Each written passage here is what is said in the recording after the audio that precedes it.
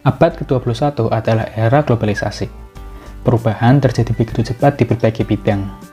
Ilmu pengetahuan dan teknologi berkembang pesat, dan peserta didik dituntut memiliki keterampilan abad ke-21 agar bisa bersaing. Salah satunya adalah kemampuan berpikir kreatif.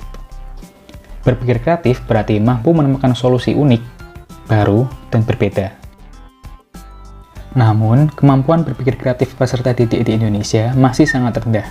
Hal ini ditunjukkan dengan hasil PISA pada tahun 2022 yang menunjukkan bahwa Indonesia meraih skor rata-rata 16 dari 60 poin, yang jauh tertinggal dari rata-rata OECD, yaitu 33 poin.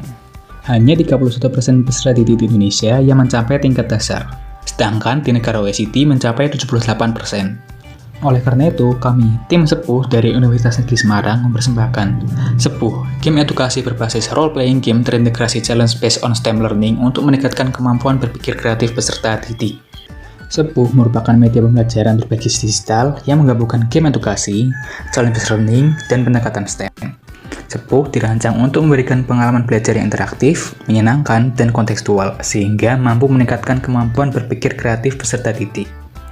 Media ini memiliki karakteristik di mana pemain akan berperan sebagai tokoh utama yang harus menjelajahi dunia virtual, menyelesaikan misi, dan menghadapi tantangan yang didasarkan pada konsep-konsep STEM.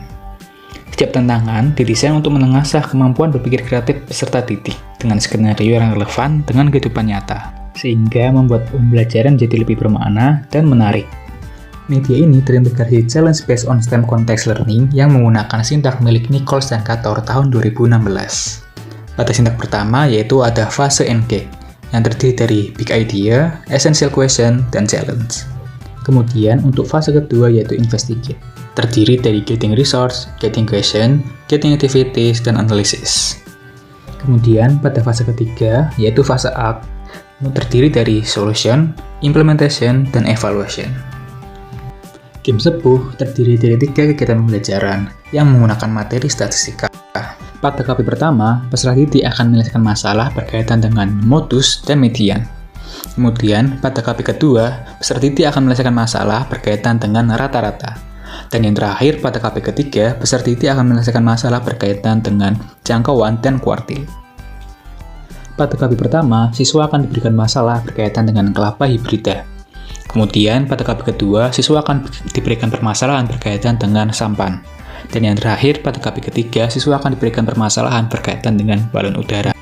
Nah, permasalahan pada tiap KP tersebut akan berkaitan satu sama lain dalam ceritanya, sehingga akan lebih kontekstual dan mendalam bagi siswa. Melalui role-playing game dan challenge based on STEM context learning, kemampuan berpikir kreatif peserta didik dapat ditingkatkan. Kemampuan berpikir kreatif merupakan salah satu bekal penting dalam menghadapi tantangan di abad ke-21. Sekian dari tim Sepuh, terima kasih.